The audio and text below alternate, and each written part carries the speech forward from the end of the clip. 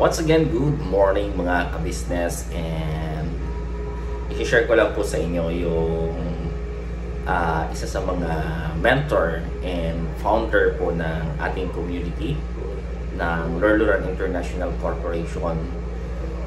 Nagkaroon po tayo ng pagkakataong makapag-tour, ma-invite sa kanyang bagong bahay, and at the same time nakapagbigay ng mga motivational and additional inspiring words para mas lalo tayong mag-ignite sa community natin, and at the same time sa ginagalawan nating negosyo. So tara, sabayan niyo po ako sa aking gagawing house tour ng ating pong founder na si Mr. Lorenzo Rillosa, and sa ngayon po ay siya po yung mayor ng Fami Laguna. Ayan, so we just arrived here sa bahay po ng aming founder. Ito po yung outside view ng kanyang bahay. Ito po yung matatawag kong mansion dahil sobrang laki talaga, grabe.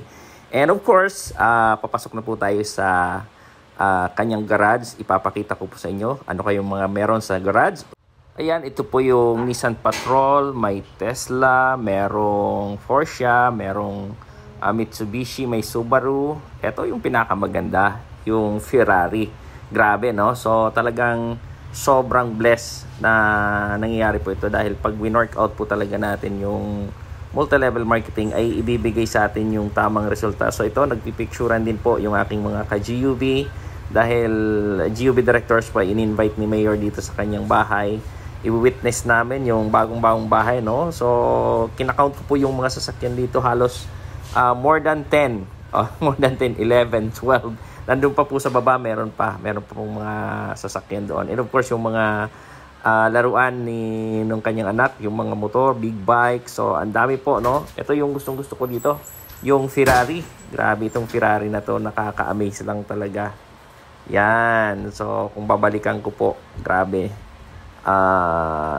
It's very seldom po sa network leader ang nakakapag-create ng result na ganito. But in our community, grabe, sobrang na-amaze lang ako dahil alam nyo yan na dati pangarap lang din namin to. So, hindi pa man ganun kalaki. But of course, multiple of cars na rin po, bahay, yung na-create natin sa community. One of those kaabang-abang sa ating community is magkikreate tayo ng mas maraming top earners, millionaires, na kung saan itong mga nagiging inspiration natin from our founder, from our management, sa ating VP Santi, and sa lahat ng mga networker outside, no, na kahit hindi nasa community natin, patuloy lang po tayong mangarap at patuloy nating i-share yung magandang pagkakataon na to, the another source of income, especially dun sa mga empleyado, sa mga estudyante, na tayo yung magbigay sa kanila ng information, no. Imagine po natin to, hindi magagawa ng isang ordinaryong empleyado or isang ordinaryong negosyante yung ganito kabilis. It's a matter of 5 to 10 years makapag-create ng ganito. So ayan, malapit na po tayo. Paakyat po tayo maya-maya. Ito sa mga nanonood ng video na to, patuloy lang po na tayong mag-inspire, no? Keep our dreams alive, sabi nga, no? Dahil walang imposible sa taong masipag at matyaga. Sabayan po natin ng hard work, diskarte. And dahil dito sa multi-level marketing, hindi po dito patalinuhan. Hindi dito pagalingan. Dito ay paramihan ng activity, kung paano natin gagawin, susundin yung mga ibinibigay sa ating task, yung mga ibinibigay sa ating mga basic principle, how to create big network. And wag lang po nating pangarapin, dapat gawin po natin. And at the same time, yung mga bagay na yan. So nakakatawa yun, si founder pababa. Actually, gagaling niya lang sa City Hall ng Santa Cruz kasi parang mayroon silang meeting. But dahil nakaset po kami, ang GUV directors, so we are very proud dahil hindi man ganun kadalas kami nagkikita-kita, pero ang importante doon, na-invite tayo dito, no? And of course, we want to show you, ito po yung recreation room, ito yung pagre-relax, movie marathon, magbi-billiard, and of course, no, grabe, ang ganda po. So napakaswerte po natin sa mga sitwasyon na to na grabe, ang galing lang talaga ni Lord magbigay ng mga tao na makakasama natin throughout our journey dito sa mundong ginagalawa natin sa multi-level marketing. So sa lahat ng mga networker dyan, no, pag hindi pa po kayo, wala kayong hinahataw sa panahong ito, PM nyo lang po ako sa inbox ko. Pag-usapan natin with our very unique compensation plan sa ngayon. Yan si Director Ami Ducay, Director Hernan, Director Romel, Director James, and Director Jimmy Talampas. Insert lang po si Director Jill. Hindi nakarating. Alright. So, grabe. Mag-wine muna kami dito sa part na to. Grabe yung ano ko po talaga dito. Sarap nung wine dito ni founder. At yun, siya pa yung bartender namin dyan. Siya pa yung talagang tanggero namin. So, nakakatuwa lang guys dahil once and for all, so si Mayora, dumating na po, galing sa pagpiprepare ng aming kakainin. Pero kami pa yung pinagpiprepare ng ating Mayora. And ito po yung room, if I'm not mistaken, ito yung room ni Sir Eugene. Yun. So, itutur na po tayo sa mga kwarto ng kanilang mga anak dahil bawat anak po ni Mayor, meron na po silang mga kanya-kanyang room dito sa mansion ng Relyosa, no? Napakaganda po. So ito yung part ng third floor, no? Third floor po ito. And napakaganda po. So this is the room of Ma'am Sarah or yan. So so grabe. Kwarto pa lang, parang sala na, no? Bahay na. And the same lang po yung yung design ng kanilang mga bahay. So ito overlooking. So kitang-kita niyo po, overlooking po itong place na kung saan nakatayo yung mansion po nila founder. Ang sarap po dito, napakalamig sa gabi. And at the same time, overlooking. So ang sarap mag-sightseeing dito sa gabi, So with that, tunghayan po natin yung mga susunod ko pang video na itutur ko po kayo dito sa itinutur ko po kayo dito sa bahay ng aming founder. So maya-maya pupunta naman tayo sa kabilang room, which is ang room naman po ito. Ito naman yung room nila, I think, nila Ma'am Sarah, no? Yan. Ninanarrate ko na lang po guys dahil medyo maingay yung aking hindi na masyado naka-organize, but this time around, pansinin nyo po, ang ganda po talaga. Lalaking TV, and yung mga furniture, no? Yan. So, ito naman, tingnan nyo po. Laki ng kwarto. Kwarto pa lang talagang grabe, mama-overwhelm ka na. Yan, syempre papunta tayo sa kwarto ng bunso, which is si Renzo. Yan, yung isa sa mga model natin ng Luluran, no? Isa sa mga model natin ng Luluran na kung saan grabe po yung napakasarap at ganda po ng views dito. It's worth, I think, 7 digit po ito na kung saan more than hundreds. Grabe, nakaka-overwhelm na makikita mo lang to sa mga business tycoon. But this time around, isang full-time networker na biniyaan din na maging ma-elect as a mayor ng FAMI Laguna. Ngayon, 2 industriya na po yung kanyang ginagalawan, no? So ito na po yung room. Siyempre sa paborito. Ito, may po dito, may department store. So sana all. Yan. So baka pwedeng mag-shopping dito ng 90% discount or kahit 100% discount na lang. So yan po yung walk-in closet nila. So let's go. Punta na tayo doon sa highlights po ng tour natin dito sa bahay ng ating founder. So yan yung mga chandelier. Yan, ang gaganda po ng grabe. Mga curtain. Yan, ito na tayo sa guest room. Siyempre, invited tayo dito. Sabi ng aming mayor, sabi ng aming founder, pag kami ay nawin ng aming mga asawa, welcome kami dito sa kanyang guest room. Outside ni Colombo si mayor, nandirito siya sa guest room. So, grabe nakakatuwa lang. Yan, guys.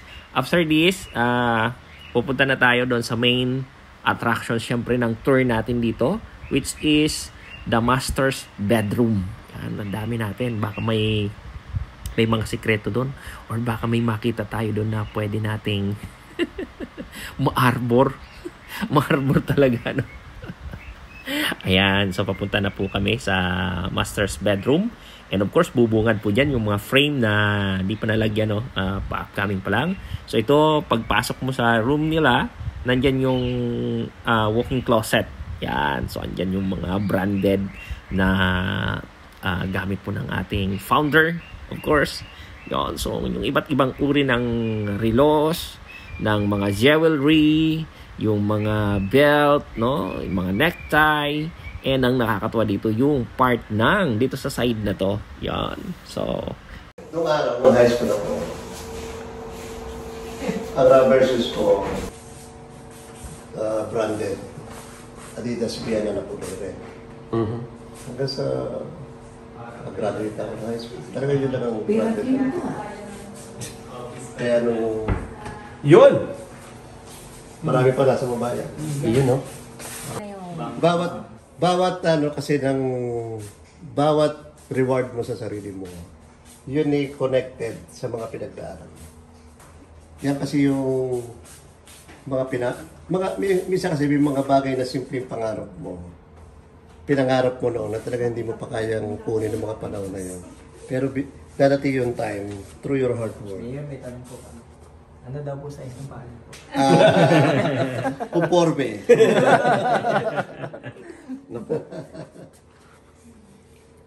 Walang kakasi dyan sa inyo. Mayor, alin po yung pinakamura dito, Mayor? May naka-sale po. Naka-sale po ba? Naka-sale? Naka buy one take one po. Naka buy one take one. Sa kanya sapatos pero mas marami siyang high-end. Alin ba yung tanong mo? Yung pinakamura o yung mapapamura ka? Yung parehas. Marami na sa'yo. Meron ako yung sinuot nyo na 500,000. Wala namang half million. Wala na po ba? Mga 300,000. Wala naman. 280. Hindi, minsan, di ba? Alam mo niya yung mga buzzers, yung mga... Ito, binili niya ito sa ano eh. Yung mga, ano, sasabihin nila. Mahal naman yan. Mahal naman, kasi binili mo na yan. Tumulong mo na sa mahihirap. Ang hindi nila naiintindihan. Pangarap yun eh. Yun yung mga ginamit mo para mapunta mo yung gusto mong puntahan. Yes. Pero hindi naman tayo, ang di rin nila alam, ano na ba yung itutulong mo? Di ba? Minsan kasi, ang perspective ng tao, conforme yan, ang reaction niya, conforme sa pananaw niya. Yung iba, pag nakakita ng mga successful na tao, nakakita ng mga reward ng mga tao sa hard work nila, sabihin nila, someday magkakaganda nila. Pero yung mga baser, ang unang pumapasok sa isip nila, negative agad, luho kesa ganyan, luho yan, sana tinulong mo na lang sa mga tao.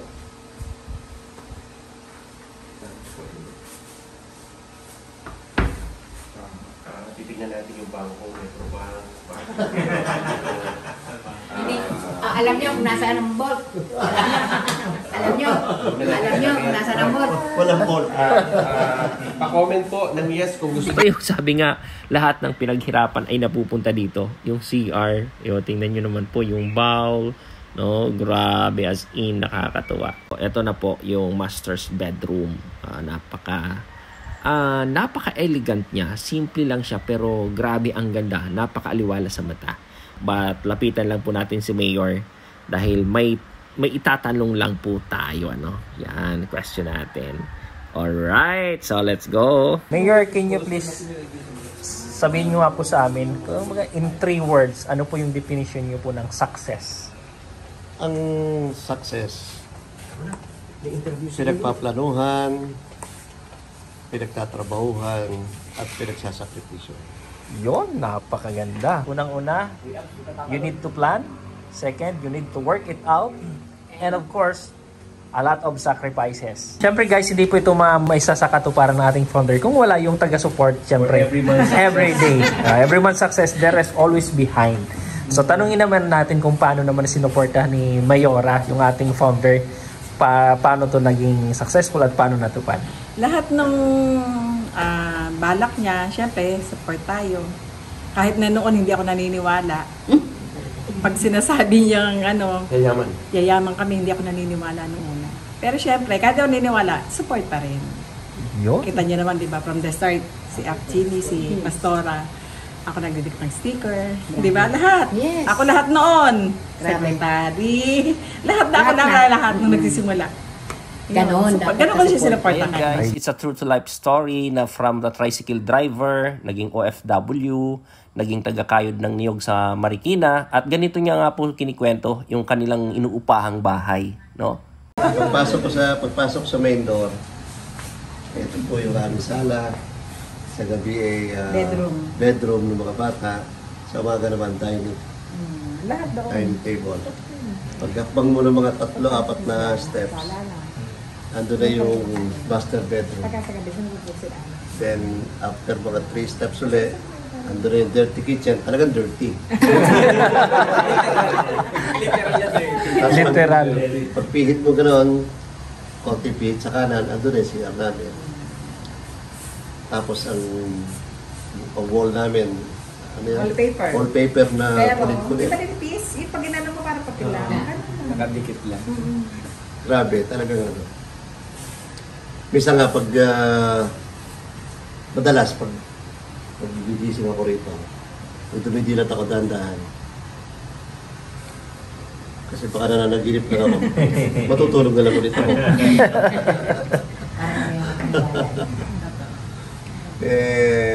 Gano'n naman.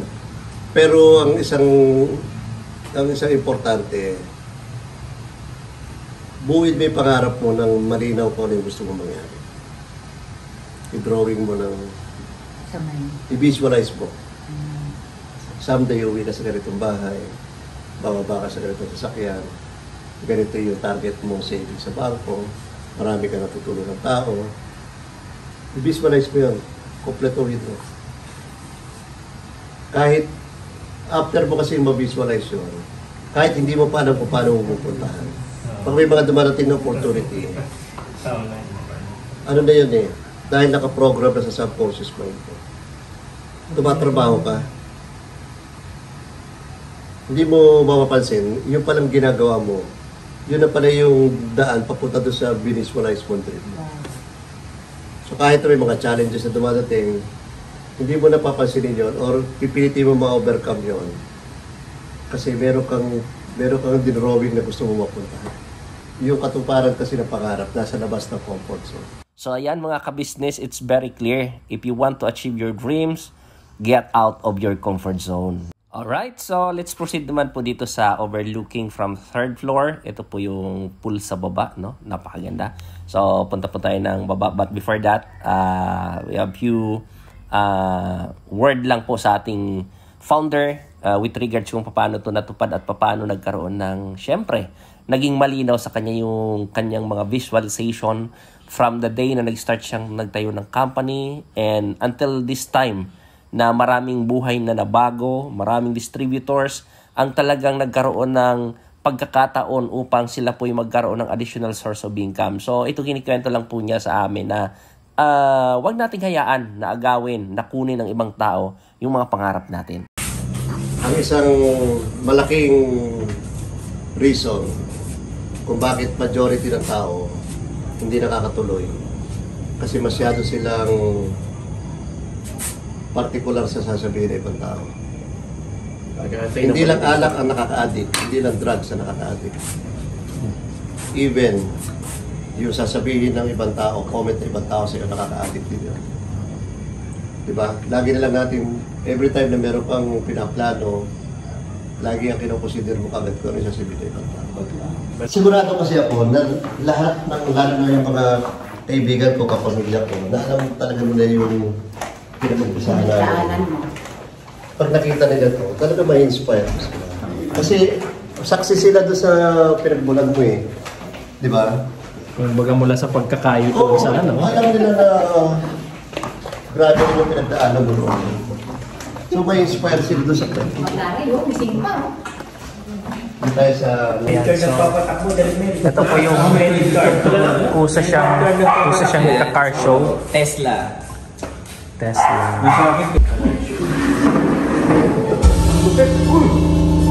Car show ng Tesla, car show. Grabe, may sounds. Alright. Yung pinakamaligasyon sa Philippines.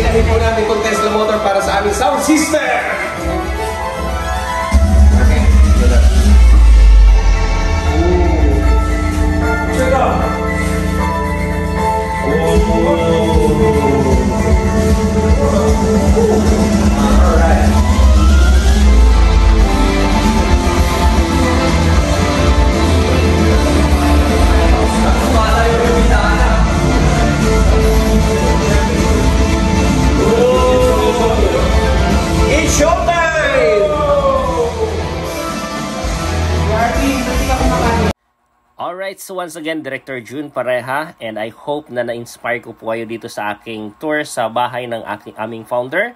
With that, see you in my next video. Bye-bye!